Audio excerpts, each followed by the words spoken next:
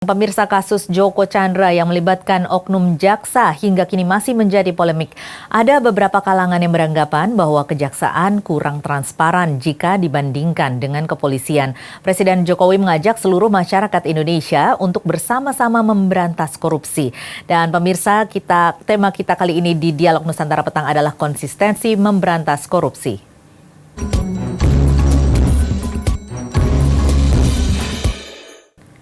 Ya, dan sudah bersama kita Bapak Adi Warman, SHMH MBA. Beliau adalah Ketua Gerakan Nasional Pemberantasan Korupsi yang juga merupakan tim ahli One Team Press dan juga Wakil Ketum DPN Peradi. Selamat sore Pak Adi. Selamat sore, Assalamualaikum. Waalaikumsalam Pak. Pak Adi, ini Presiden Jokowi sudah menyatakan komitmennya dalam sidang tahunan MPR beberapa waktu lalu untuk pemberantasan korupsi. Bagaimana Anda melihatnya? Ya, ini membuktikan atau saya bisa bilang bahwa ini gong untuk menyatakan konsistensi dalam upaya pencegahan dan pemberantasan korupsi. Arti konsisten di sini adalah pekerjaan itu, kegiatan itu harus dilakukan secara terus-menerus, ya, berulang kali dan konsisten. Jadi tidak hanya dibikin 1-2 kali, tapi secara terus-menerus. Jadi apapun alasannya, bahwa konsistensi ini penting dalam upaya pemberantasan korupsi. Tanpa konsistensi maka akan omong kosong gitu. Kalau Anda sendiri melihatnya bagaimana saat ini pencegahan maupun juga penindakan kasus korupsi saat ini sudah konsisten? Presiden mengingatkan kepada seluruh aparatur ASN dan KL, kementerian dan lembaga serta masyarakat untuk bersama-sama meningkatkan konsistensinya dalam upaya pencegahan dan pemberantasan korupsi yang dimulai dari diri sendiri. Ini penting sekali, ya. Kenapa saya katakan dari diri sendiri? Karena komitmen yang ada dalam diri itu bisa memulai untuk mencegah dan memberantas korupsi. Disinilah pentingnya revolusi mental, di mana revolusi mental itu bisa dilakukan dengan baik apabila dilakukan dengan revolusi hukum. Ya, jadi hukum dikedepankan, hukum tidak boleh pandang bulu, hukum harus benar-benar nyata, harus negara harus hadir di setiap peristiwa-peristiwa itu. Itu sangat penting. Ya, saya jujur aja mengatakan saat ini memang dengan kondisi COVID seperti ini, kadang-kadang konsistensi terhadap upaya pencegahan dan pemberantasan korupsi itu ada rada-rada tidak konsisten karena menyangkut kepada hal-hal yang sifatnya ragu. Kami akan ambil tindakan, nanti kami akan mengalami kesalahan dan lain sebagainya. Iya, dipertegas oleh Bapak Presiden, ayo kita konsistenlah lakukan upaya pemberantasan korupsi. Oke, baik. Jadi salah satu hambatan ataupun tantangan saat ini adalah pandemi COVID-19. Ini walaupun memang Pak Presiden Jokowi sudah menggongkan bahwa pemberantasan korupsi akan konsisten, namun saat ini sejauh ini Anda melihatnya bagaimana konsistensi dalam pemberantasan korupsi di era pemerintahan Jokowi? Konsistensi ini dibangun bukan hanya di era pemerintahan Pak Jokowi, tapi konsistensi ini harus dibangun dari berbagai macam rezim, ya, dari zaman dulu. Kita bisa lihat dari sejarah pemberantasan korupsi yang dimulai pada saat itu, ada yang kita sebut pada saat itu operasi bersih, ya, operasi tertib. Terus ada lagi macam-macam pemerintah yang sudah membuat lembaga-lembaga untuk upaya pencegahan dan pemberantasan korupsi. Terakhir kita lihat ada KPK, Komisi Pemberantasan Korupsi. Terakhir masih ada lagi Satgas Saber Pungli, juga ada. Jadi berbagai macam upaya demi konsistensi dilakukan. Sekarang persoalannya bukan lembaga-lembaga itu, tapi komitmen kita pribadi, komitmen kita bersama untuk konsisten dalam upaya pencegahan pemberantasan korupsi yang dimulai dari diri sendiri. Iya, Itu kata kunci yang terpenting. Iya, ini salah satu dari 3 agenda besar Presiden Jokowi yang beliau katakan pada 26 Agustus kemarin untuk memberantas korupsi ini diperlukan pembenahan regulasi nasional dengan salah satunya dengan Omnibus Law, kemudian juga ada reformasi birokrasi dan yang Bapak katakan tadi mungkin termasuk dalam menghidupkan budaya anti korupsi begitu ya Pak ya. Dan memang benar beberapa dari 5 tahun pertama pemerintahan Jokowi ini dikatakan bahwa ada beberapa prestasi yang dibuat begitu. Ada Gerakan Nasional Penyelamatan Sumber Daya Alam yang mengatur keterbukaan pemilik manfaat untuk sebuah korporasi untuk mencegah praktik pencucian uang. Kemudian juga ada Satgas 115 bekerja memberantas penangkapan ilegal dan juga lain sebagainya. Tetapi ada sejumlah kalangan yang mengkritisi setelah 5 tahun ini kemudian berubah. Ini salah satunya adalah Undang-Undang Nomor 19 tahun 2019 yang merupakan revisi dari Undang-Undang KPK. Ini Anda bagaimana melihatnya? Inilah, itu sudah bentuk undang-undang ya. Saya melihat kalau memang sudah jadi undang-undang dan sudah berlaku, apabila ada pihak-pihak yang keberatan, bisa melakukan uji material ke Mahkamah Konstitusi untuk mengecek keberatan, mengkaji apakah undang-undang tadi bertentangan dengan Undang-Undang Dasar 45. Ada di sana yang bisa dilakukan. Itu penting ya. Jadi pada saat undang-undang itu berlaku, saya tidak dalam kapasitas untuk menilai undang-undang tadi, tapi kita melaksanakan undang-undang itu dengan penuh tanggung jawab, konsisten. Itu kata kunci yang paling penting. Tapi jujur saya katakan bahwa keberhasilan pemberantasan korupsi ini bukan pada banyaknya orang yang ditangkap, bukan banyaknya orang yang bisa masuk penjara, tapi konsistensinya itu parameternya adalah mutu pelayanan publik bagus, mutu pelayanan publik meningkat ya. Itu penting. Proyek-proyek yang dilakukan oleh pemerintah itu mutunya juga bagus. Pelayanan publik meningkat bagus. Yang tidak kalah penting, kesejahteraan rakyat meningkat. Jadi parameternya itu. Jadi kalau orang berbicara parameternya adalah si A ditangkap, si A berhasil dimasukkan penjara, itu bukan parameter gitu kan. Nah sekarang kita lihat pelayanan publik di Jakarta atau di bagian di Republik ini, di tempat lain bagus atau kalau pelayanan publiknya tidak bagus, di situ pasti ya saya kayak bisa katakan pasti di situ sarang koruptor. Ya, harus dia lakukan pembenahan. Yang persoalan sebagus apapun dibuat regulasi, tapi kalau mentalnya jelek, ya tetap jelek. Maka revolusi mental adalah kata kunci kedua untuk upaya pemberantasan korupsi. Kata kunci ketiga adalah revolusi hukum. Itu yang harus dilakukan di semua lini. Kembali Begitu, ke revisi Undang-Undang KPK tadi, Pak. Ini merupakan, apakah menurut Anda ini merupakan serangan balik dari para koruptor begitu? Karena sejumlah kalangan menyatakan bahwa ini merupakan rekor tercepat dalam serangan balik dari para koruptor untuk pemberantasan korupsi di Indonesia sendiri. Saya tidak melihat sejauh itu ya. Yang saya lihat ada peran di situ, ada yang namanya Dewan Pengawas KPK. Selama ini KPK itu bergerak, tidak ada yang mengawasi. Ya, tapi dengan adanya Dewan Pengawas sebagai filter, sehingga tindakan KPK mulai dari proses sadap, proses penetapan orang tersangka dan lain sebagainya, pengawas berperan aktif untuk melakukan supervisi terhadap tindakan-tindakan KPK. Ini penting sekali. Kita lihat sekarang Ketua KPK sidang dalam dugaan pelanggaran kode etik. Dulu-dulu tidak ada seperti itu. Nah, jadi ini membuktikan bahwa KPK dituntut untuk profesional, untuk tidak menegakkan hukum dengan tidak melanggar hukum. Itu penting gitu kan. Jadi justru itu adalah salah satu kesempurnaan. Memang ada teman-teman beberapa aktivis pemberantasan korupsi yang pro dan kontra terhadap revisi ini. Nah, saya selalu pro dan kontra. Yang kontra, ya ajukanlah ke Mahkamah Konstitusi. Kita uji di sana. Apakah undang-undang tadi bertentangan dengan Undang-Undang Dasar 45 atau tidak? Itu sangat penting gitu. Ya. Ya. Anda sendiri ini sebagai ketua dari Gerakan Nasional Pemberantasan Korupsi, apakah dengan adanya ini Anda masih melihat bahwa pemberantasan korupsi saat ini masih lemah? Jujur saya katakan ya kurang maksimal. Kita memang harus maksimal. Kalau memvonis juga lemah, itu juga sangat sangat naif ya. Karena upaya itu terus dilakukan. Sekarang kita butuh support dari semua masyarakat, terutama mereka yang membutuhkan pelayanan publik. Jangan memberikan suap kepada para aparatur sipil negara, kepada aparat polisi atau TNI. Ya, ayo kita budayakan disiplin ngantri, budayakan dilayani seperti warga negara biasa. Jangan merasa dirinya hebat dan mau minta prioritas dengan memberikan sejumlah uang atau janji-janji.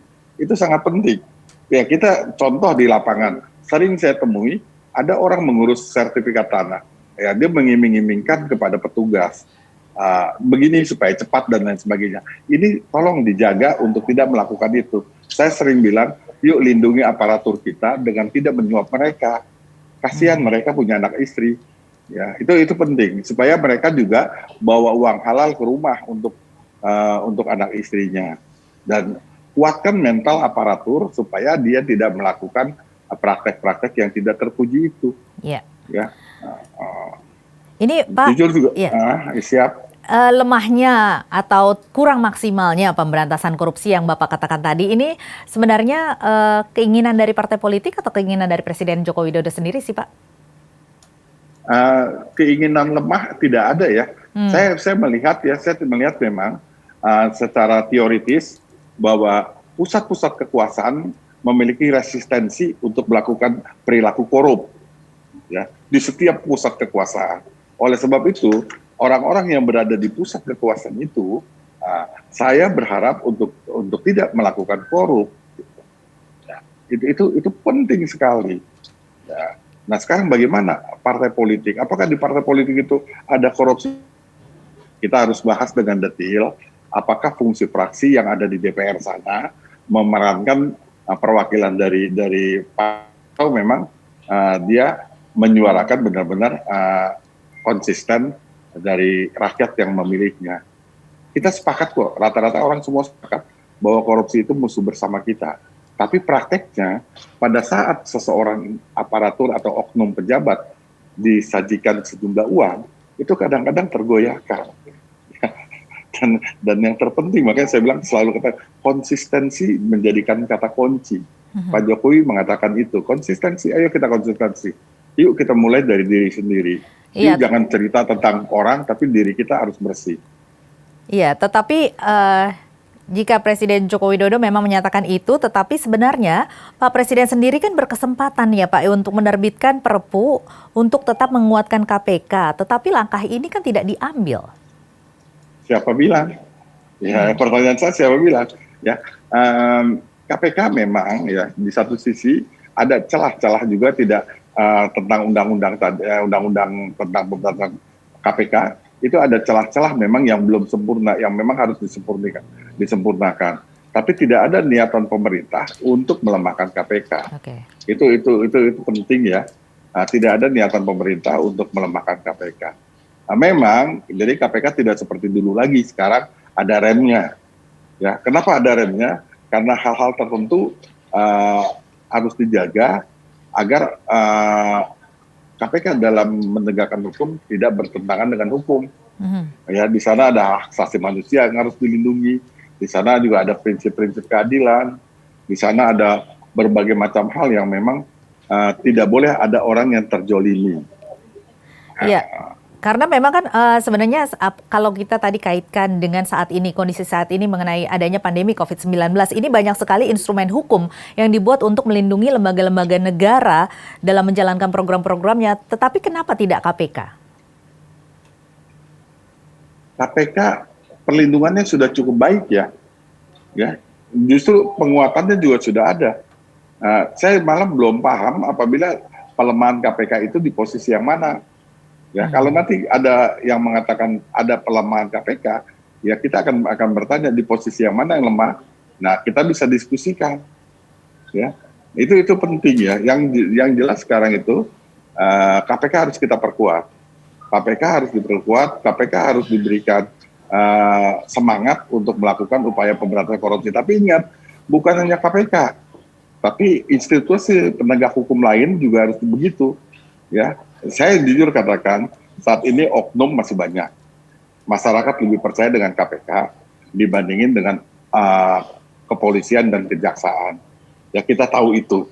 Bahkan ada pameo, kalau kita kehilangan ayam ya atau kehilangan sapi, kita lapor ke polisi, ya kita jual kandang-kandangnya untuk ngurus, sapinya belum tentu ketemu.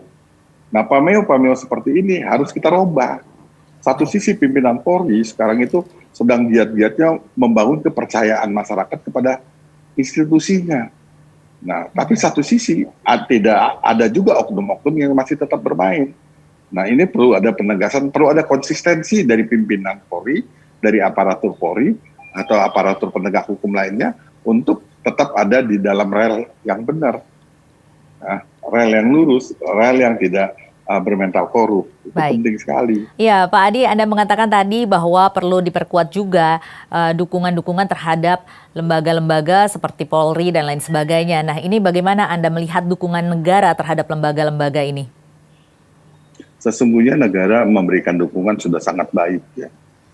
Memang perlu ada pembenahan-pembenahan yang harus kita akui, seperti kondisi komisi kejaksaan, kondisi komisi kepolisian.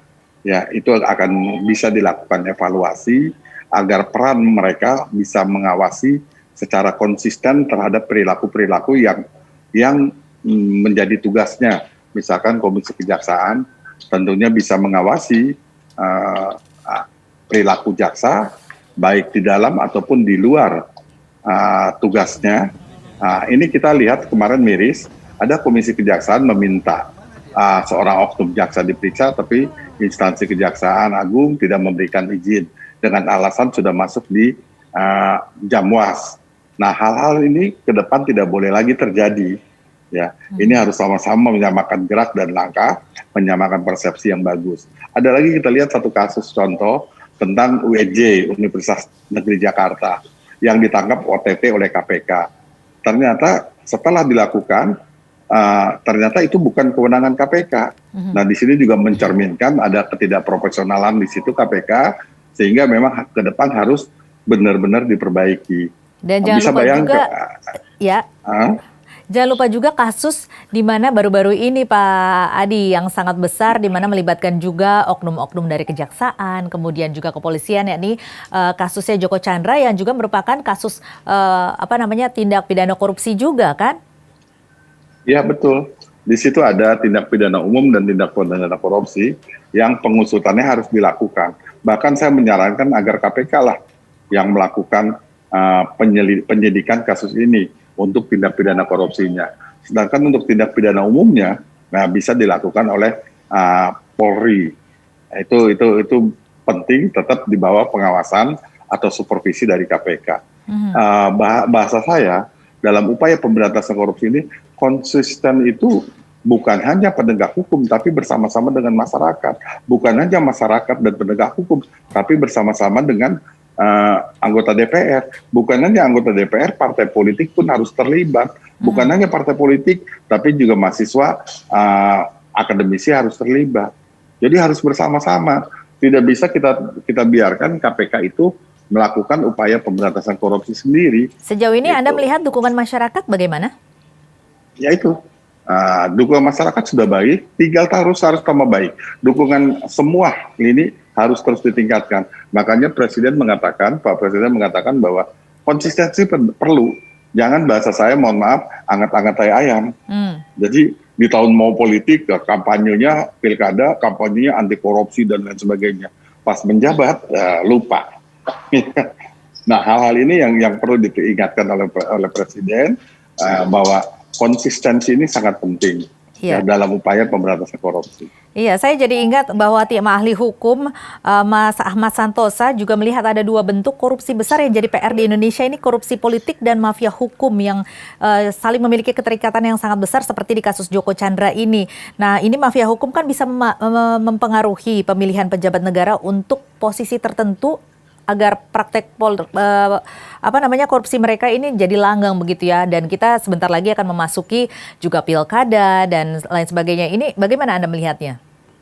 Saya melihatnya mafia hukum ini kita harus bentuk ya sebuah lembaga pemberantasan mafia peradilan. Ini penting dibandingi lembaga yang ada sekarang Komisi Yudisial. Itu Komisi Yudisial antara input dan outputnya itu tidak maksimal. Kalau Komisi Yudisial diganti menjadi Komisi Pemberantasan Mafia Peradilan akan jauh lebih maksimal. Persoalannya Komisi Yudisial ada di dalam Undang-Undang Dasar 45 sehingga harus ada direvisi di dalam undang-undang tadi, Undang-Undang Dasar 45. Tapi fungsinya Komisi Yudisial kita berharap ke depannya bisa menjadi ujung tombak pemberantasan korupsi di bidang yudisial, ya, yang melibatkan oknum. Di situ bisa diperiksa pengacara, penyidik, penuntut umum, panitera, hakim, yang sehingga KPK bisa melakukan tugasnya pemberantasan korupsi konsen kepada ASN penyelenggara negara lainnya. Itu penting ya. Saya melihat output daripada Komisi Yudisial kurang maksimal. Kalau hanya sifatnya rekomendasi pengangkatan hakim agung, ya kayaknya biayanya terlalu besar. Memang kita perlu evaluasi lembaga-lembaga yang seperti ini. Iya, selain juga pemberantasan korupsi yang penting adalah pencegahan karena baru-baru ini juga Wakil Presiden Kiai Haji Ma'ruf Amin menyatakan bahwa dengan banyaknya penindakan terhadap tindak pidana korupsi ini juga menunjukkan bahwa sistem dari pencegahan korupsi sendiri di negara kita ini masih lemah. Nah, bagaimana pemerintah mendorong agar sistem pencegahan korupsi di negara ini menjadi lebih kuat? Antara lain memperbaiki sistem, memperbaiki regulasi, memperbaiki mental dan kesejahteraan aparatur. Ya, pekerjaan yang efektif, efisien perlu dilakukan dengan pengawasan melekat. Nah ini yang jadi kita bicara gampang ya, tapi pelaksanaan di lapangan itu sangat sulit. Mengkoordinir ini sangat sulit. Saya pernah mengalami beberapa hal, seperti contohnya yang ada di Satgas Cyberpungli. Di situ ada kurang lebih 9 kementerian dan lembaga yang ada di sana. Saat koordinasi aja susah setengah mati karena banyak kesibukan-kesibukan yang diemban dalam tupoksinya. Jadi hal-hal tadi perlu dievaluasi. Mungkin Satgas Cyberpungli bisa dilakukan menjadi lembaga permanen yang bisa membantu KPK untuk hal-hal yang berurusan dengan pungutan liar. Itu salah satu contohnya. Memang ke depan itu perlu pembenahan lembaga-lembaga negara. Yang saya juga sangat menyetujui, ke depan juga ada beberapa lembaga negara yang oleh Pak Presiden akan dihapus ya. Jadi efektif, efisien akan terus dilakukan. Perlu pengkajian tentang tupoksi lembaga-lembaga penegak hukum itu sendiri, yang tidak kalah penting, rekrutmen daripada penegak hukum juga harus ditinjau ulang. Kenapa saya katakan ditinjau ulang? Bagaimana mungkin dia bisa bersih kalau mau masuk jadi polisi aja harus bayar? Ya. Nah itu salah satu, atau mau jadi jaksa aja harus bayar. Bagaimana dia mau bersih? Jadi memang itu harus dimulai dari diri kita sendiri, dari aparatur masing-masing, dari para penegak hukum, dari masyarakat itu. Orang yang mau masuk akpol misalkan harus mawas diri lah. Jangan kebelet pipis dengan memberikan sejumlah uang. Ya. Jadi selain jadi tidak hanya mengharapkan dari pemerintah dan juga dari negara, tetapi kita harus memulai dari diri kita sendiri dengan budaya anti korupsi, begitu ya Pak Adi? Betul sekali. Baik Pak Adi, terima kasih banyak atas informasinya dan telah bergabung bersama kami di Dialog Nusantara Petang.